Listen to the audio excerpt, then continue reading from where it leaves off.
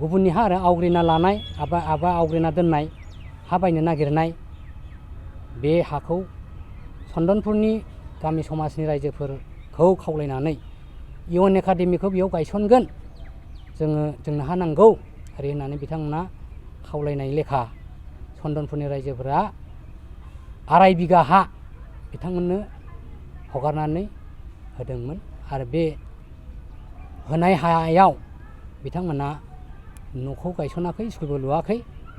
मिथिना मोन्दों बिथांमोना जायफोर बिथांमोननि कमिटियाव इउएन एकाडेमिनि सामलायगिरि आफादाव दंमोन बिथांमोननि सोद्रोमाफोरा रानलायनानै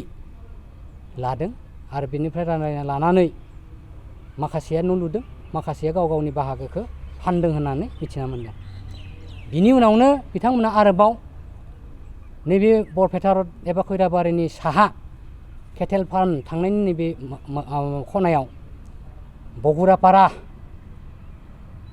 गामियाव थावनियाव 7 बिगा हा बिथांमोना बायनो थाखाय लाहार फाहार खालामदोंमोन बरपेटानि बरपेटिया माहाजोन आरो बे माहाजोननि जि हा बेखौ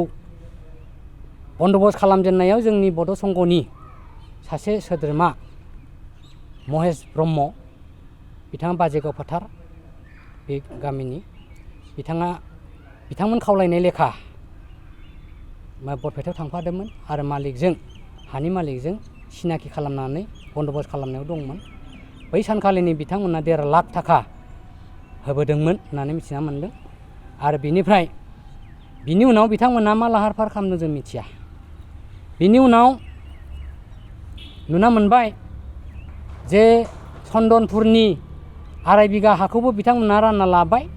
माखासेया फानबाय आरो बिनिफ्राय ओरै बगुरापारायावबो 7 बिगा हायाव बिथांमोना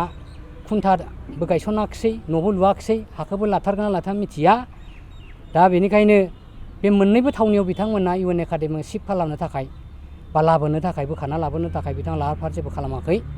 खालामालासिनो बिथांमोना जोंनि गबर्थना मौजा खारिजा बिजनि मौजा आरो लोगोसे हावलि मौजा आरो बरपेटा रडनि सानसुमै रायजो राजाफोरनि जि थाखानाय जोंनि बेसेबा बोसोर सिगांनिफ्रायनो थाखानाय जि जोंनि न' जि हा जि सम्पति बे सम्पतिखौनो बिथांमोना गावसोरनि एबा इउएन एकाडेमिनि निगाजि स्थायि खालामनो थाखाय जि नाजानाय बे नाजानाय लाहार फाहारखौ मिथिनानै खोनानानै जोंनि बड' संघ tribal student association and rest हाउसनि मावथि बिबानगिरिफ्रा रायजो राजाफोरखौ लानानै सावरायलायनाय जायो आरो बेबायदिनो माखासे मेल खुंनायनि उनाव बे मेलाव बिथांमोनखौ खावलायनानै थांखि मोनसे लादोंमोन जे बिथांमोना इउएन एकाडेमिखौ जाहाथे बिथांमोना मोजां सम सुजुग लानानै बिनिफ्राय शिफ्ट खालामो बिनि थाखाय थांखि दैथायहरनाय जाथों लाइजाम हरनाय जाथों ओरै होननानै जोंनि बे संघनि मिटिङाव थांखि लानाय लेखा जोङो बिथांमोननो बे बिखन गयारि बिथां डिरेक्टर बे डिरेक्टरनि आखायाव जोङो थांनानै हैनाय जादोंमोन आरो बेनिफ्राय बे हैनायनि उनाव बिथाङा लोगोनो जों होनबाय नालाय बे सहि होनानै हर नोंथाङा रिसिभ खालामना लाखि बिथाङा रिसिभ खालामनानै लाखिदों बेनिफ्राय सिलबो बुनानै हरदो बे फोरमाना जोंनाव दं बिथांनि लाखिनाय फोरमाना बिथाङा होनबाय आंथ' हारसिं नङा आंहाबो कमिटि आफाद दङ आं सावरायलायनांगोन जों होनबाय बेथ' नंगौ नोंथांमोना सावरायलायनानै डिसिसन लानांगोन बेनिखायनो नोंथांमोना सानै हयै मोजाङै सावरायलायदो ओमफ्राय जोंजों जयैनो सावरायलायनानै जाहाथे मोजां राहा लानो हायो बे खोथाखौ बुंनाय जादोंमोन। नाथाय बिथांमोना गोबाव समनि उनावबो बिथांमोना मेलखौ लिङाखै आरो जोंनि लाइजामबो हराखै आरो शिफ्ट खालामनाय दिनै फोरमान जायाखिसै। बिनि उनाव एसडिसिआ मानब सयखिया बै समनि एसडिसि जोंनि बरनगर सार्कुलनि बिथाङा बुंबाय जे नोंथांमोना बे बेनार थेनार दंना गैया बेयाव जों बे बेनारा जोंहा गोदो दंमोन दा बिथांमोननि इउएन एकाडेमिया बिथांमोना बोखारदों गोदानै होफिन होननायखाय जों गोदानै होबाय गोदानै होनायखौ जों दोना फैनायनि उनावनो आलायना फैनायनि उनावनो बिथांमोना मोनाबिलियाव माने बेखौ गैया खालामदों बेखौ बिनिफ्राय बोखारना बहाबा गारहरदों। बिनि उनाव जोङो FIR होबाय बिखन गयारिनि सायाव FIR होनानै पुलिसा तदन्त खालामनो थांबाय नायहैबाय बिथाङा 7 दिनसो खारखुमानानै दङमोन बेनिफ्राय जों नायसै बिथांमोनाबो मोनसे आफाद दं जों केसखौ थारमाने रेजिस्टार खालामहोआखै बेनिफ्राय जोंबो रायलायबावबाय जोंनियाबो बुंबाय गरमैगो जों जेबो खालामला उनाव खिदांनि बिथांमोनाबो रायलायनो लिंहरो खोमा ओरै थालांनायावनो बिथांमोना आरोबाव नैबे बर' SDC दा फैदों सार्कोल अफिसार मिथिंगा दैमारि बिथांनि खाथियाव थांनानै बिथांमोना हाखौ गावसोरनि खालामनो थाखाय जुजिहैलायबाय नाजाहैलायबाय आरो बे खौरांखौ जों मिथिबाय SDC-यानो जोंनो बुंदों जे आं UN एकाउन्टआव थांखांबाय मण्डलबो थांखांबाय जों नायहैबाय दा बेयावथ' नोंथांमोननि जेबो गैया ओरै होनना बुंदों जों नायसै बेयावनो गैया नङा नैबे रेकर्डखौ नोंथाङा नाय आरो बेयाव जों जाबाय बिनि हर्ता बिथांमोना लाथ'दोंसो बिथांमोना जाबाय बेक्तिगत अनुस्थान खैजोनमान मानसिफोरा लोगो नांनानै बानायनाय अनुस्थान बे पाब्लिक सेक्टर नङा बे जाबाय माने पियर प्राइभेट सेक्टर प्राइभेट अनुस्थान आरो बिनि बिनाफिटखौ जों ट्राइबेल संघ रेस्ट हाउस एबा जोंनि मोनथाम मौजा एबा रायजो राजाफ्रा बिनिफ्राय जेबो मुलाम्फा जायाखै बियो नंगौ बर' मिजिंनि फरायसालि हिसाबै बर'फ्रा जों बयबो अनसायनायखायनोथ' बियो दिनै एथ' बोसोर जों लामा नायनानै थाबाय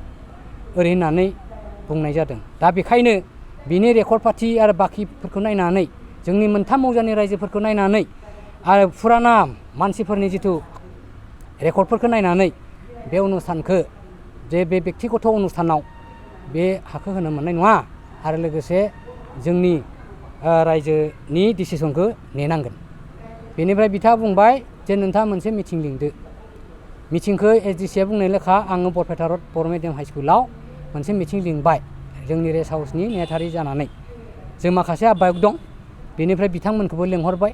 जोंनिबो लिंबाय बिदिनो लिंनायनि उनाव SDC-आ गावबो फैगोन होनदोंमोन बेनिफ्राय बिथांमोना बै सानखालि फैयाखिसै बेनिफ्राय फैयिलाय माने SDC-नो जों बुंबाय जे बिसोरथ' फैयाखिसै SDC-आ बिसोर थाङाखैबा आंबो मानोथो थांबावनो दे नोंथांमोना रायलायनानै उनाव आंखौ लोगो हमदो बिदि जाबाय बेनिफ्राय नेक्स्ट सेथिया थांबावबाय जे नोंथाङानो मिटिंखौ लिंदो नोंथाङा लिङोबा खिजानि बिथांमोना थागोन बेबायदि खावलायनायाव SDC-आ बे UN एकाडेमियावनो मोनसे मिटिं लिंदों जयेन्ट सिटिं बरपेटानि आबसुखौ बिथाङा लिंबाय UN एकाडेमिनि आफादखौ लिंबाय जों संघनि आफादनि मिटिंखौ जोंखौ लिंहरबाय फर्मेलि बिथाङा सिल थिल माबा खालामनानै माने फर्मेलि मिटिं लिंदों आरो बिथांनि सिगनेसार दं आरो बेनिफ्राय बेबादिनो बाखि आबसुखौ लिङिखौ आं बुंदोंमोन जे बाखि आबसुआ सफैया लिंजायाखै नोंथाङा लिंदो नोंथांनि संघनिफ्राय लिंदो आंथ' मिथिया होननानै खारिजा गबर्थना ओमफ्राय हावलि बे आनसलिक मोनथामखौ आं लिंनाय जादों बिथांमोनाबो फैखालि दंमोन बेनिफ्राय SDC-आ फैबाय UN एकाडेमियाव जोंबो ज' जाबाय बिथांमोनाबो जाबाय मिटिं जाबाय थिग 10 मिनिटसो 15 मिनिटसो बिथाङा मिटिंखौ कन्डाक्ट खालामनानै बे मिटिंखौ फोजोबालासिनो मिमांसा जायालासिनो खुनु रावनिबो मोनसे नट्स बा बेबायदिनो रिमार्क जेबो लायालासिनो बिथाङा आंहा बरपेटायाव मिटिं दंबावो डिसिजों होननानै बिथाङा ओंखारलांबाय नोंथांमोना रायलायनानै मा डिसिसन लायो आंनो जनायहर बिथां फैनायनि उनावथ' मिटिं जानायनि खोथा गैला मानो होननानै बुङोबा बिथां फैनायनि उनाव कन्डाक्ट सोर खालामनो रावखौबो बिथाङा दायथ'बो होबोआखै बिथांमोनाबो माने सावरायनोसो फैनाय आरो जोंबो सावरायलायनोसो थांनाय आरो माने बे सार्कोल अफिसारा जाबाय गेजेरनि मानसि दा बिथाङा मोनसे खोथा बुंदों जे आं फर्मेलि फैयाखै इनफर्मेलिसो फैदों खिन्थु बिथाङा सिटा बहि लानानै थांदों बिथांमोना बे माबा हानि डकुमेन्टस गासैबो लाना थांदों फाइल पत्र आरो फारसेथिं मण्डलबो थांदों गतिके मण्डल थण्डल थांनायनि उनाव बिथाङा फर्मेल एग्जाम हरनायनि उनावबो इनफर्मेल होनना बुंनायासो दुखुनि खौरां आरो बैखालि जोंनि मोनथाम मौजानि सानसुमै रायजो राजाफ्रा जाय रायजो राजाफ्रा दिनै रिटायार पारसन बांसिन गोबां साख्रियाला गोबां मास्टारफोर दं रिटायार जाजोबनाय आरो गोबां बेबायदिनो बैसोगोरा मानसिफोर दङ जोबोद दुखु मोनदों जायनि थाखाय बे मिटिङा मोजाङै जायाखिसै खालामबाय थादोंमोन ओमफ्राय बिथाङा होनदोंमोन जे आं लिंफिनगोन दे होननानै ओमफ्राय दासिमबो बिथाङा लिङाखै आं गेजेराव बावैसो खबर लादोंमोन जे नोंथाङा नोंथांनि अफिसावनो लिंहरबावदो खेबसे फाइनालथ' जेबो रायलायनाय जायाखै नोंथाङाबो जेबो रिमार्क खालाम मोनाखै जोंनिखौ मोजां खोनासंदिया मोजाङै आरो बिथांमोननिखौ मोजाङै बुजिना लानो हाजोबदिया लिमिटेड मानसि लेंहरदो बिथांमोनखौबो लेंहरदो जोंखौबो लेंहरदो लेंहरनानै मोजाङै रुजु रुमु सावरायलायनोसै ओरै होननानै आं बुंनो आरो दे फुजाफोर थांथोंसै आं मोनसे सुजुग सुबिदा लानानै लेंहरसिगोन दे बारा बुरजा मानसियाव रायलायथावालै होनना बुंदों बिथाङा माने सिअ'आ आंदो जे बारा बुरजा मानसि लाङा नांगौखिनिखौल' जों रायलायनो लांगोन दे आरो बेखिनिखौ बेबायदि खालामनाय जादों बेनिफ्राय दा लेटेस्ट खौराङा जाहैबाय मा जे बे हाया बड' संघनि नामावनो दं ओमफ्राय 86आव आं जेथिया सेक्रेटारि जाजेनो 1986आव बे समाव हाया 2 बिगाया 1 बिगा जाना दंमोन एसडिसिनि बे सार्कोल अफिसनि बे सिताबहियाव बेखौ सरजमिन खालामनानै बे कानुनगय एसडिसि आरो मण्डल साबा फैनानै बेखौ सिकल बोलायनानै 1खौ 2 खालामफिननाय जादों आरो बेनिफ्राय बे रेकर्डआ बरपेटानि बे डिसि अफिसावबो सिताबहियाव दङ बड' संघनि नामावनो दङ 86नि जिथु माबा सरजमिनाव बेयाव बर' गथ'फोर थायो बर' हस्टेल हिसाबै मा दोननो ओरैनो बुंनायाव बेयाव बर' हस्टेल नामाव दं बर' हस्टेल नामाव दायो सिताबहियाव दं दा लेटेस्टआ बर' बर्डिं बेखौ बर' हस्टेल होननानै दोनदो दा बेनिखायनो बे बर' हस्टेल बर' बर्डिं नालाय बर' हस्टेल बेबायदि दं आरो खिन्थु अरिजिन सिताबहियाव सरभोगावबो बड' संघआनो दङ माने 1958निफ्राय माने 86नि सिगाङाव आरो बिनिफ्राय ओजोंहा बरपेटायावबो सिताबहियाव बड' संघनि नामावनो दं नाथाय खोथाया जाबाय मा बेखौ बै जे नामजारि खालामनाय बा मियादि खालामनाय माबा दङ बेखौ थारमाने जोङो संघआ खालामाखै मानोना सरकारियानो थाथो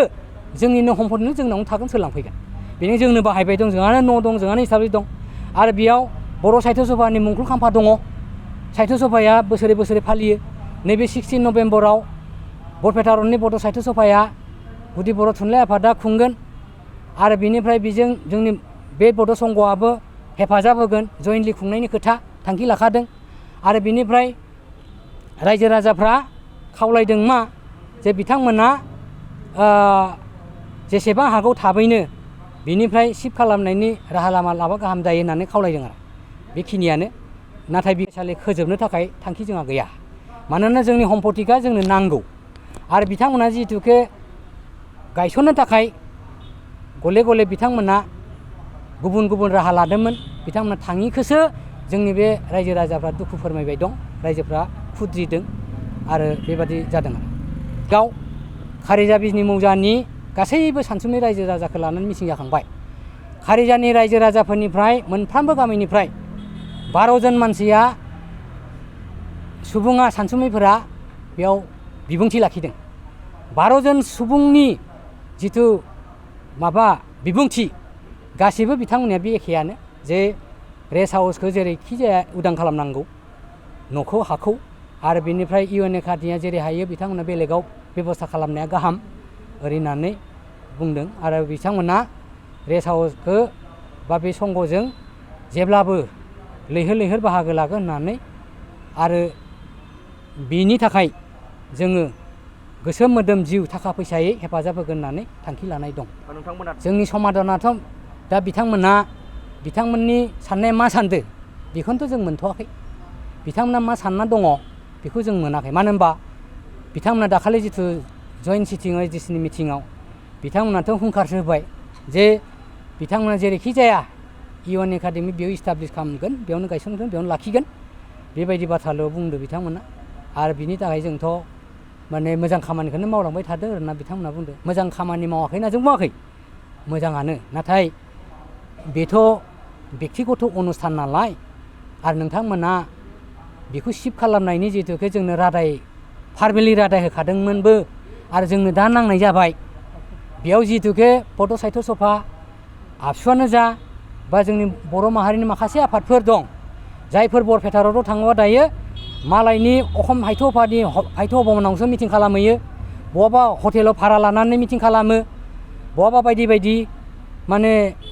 बेबायदि लानानैसो मिटिं खालामनाय जों नुगासिनो दं दा बे रेस्ट हाउसआ बे बड' संघनि न'आव थायोबा गोदोनि बायदि जों फ्रियै जोंहा बेयाव थानो जानो बेयाव जोंहा मिटिं खालामनायनि खाबु बा बेबायदि मानसिफ्रा हर थानायनि खाबु बा बेबायदिनो गोबां राहा लामा जोंहा जागौ बेनिखायनो बे खोथाखौ मिथिनानै बुजिफिननानै जोंनि रायजोफोरा जे बेखौ जों उदां खालामफिननांगौ होननानै बुंदों। दा बिथांमोना माब्ला शिफ्ट खालामो बेखौसो जोंनि रायजो राजाफ्रा नेनानै दङ।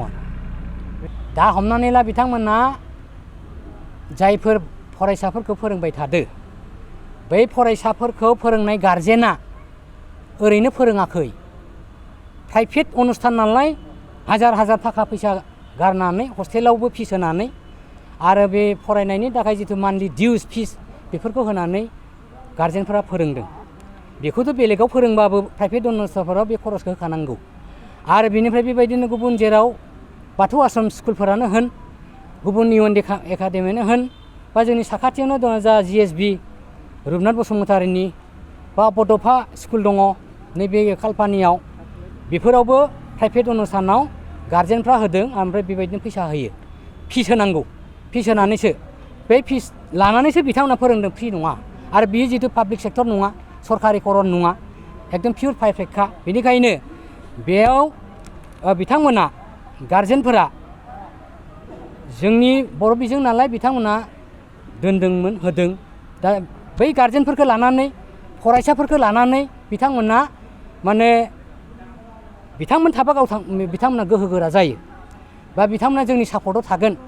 बेबायदि साननानै बिथांमोना माने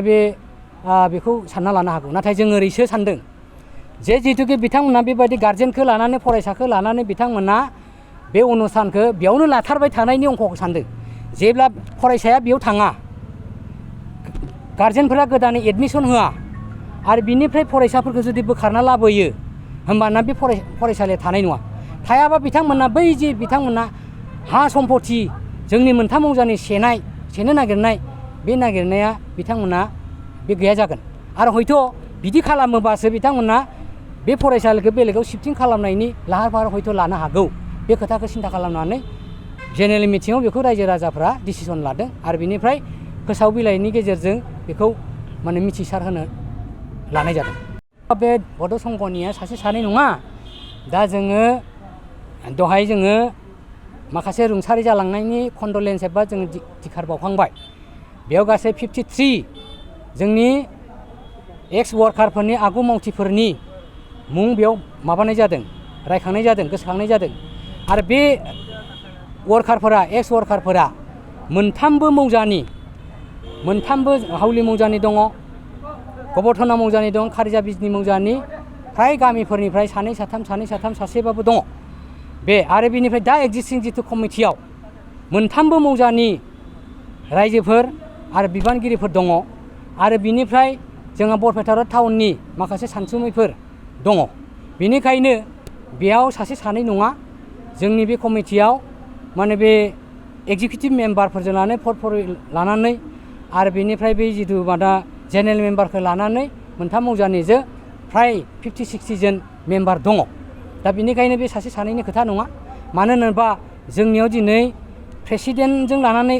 भाइस प्रेसिडेन्टआ 3, सेक्रेटारिखौ लानानै एसिस्टेन्टआनो 3,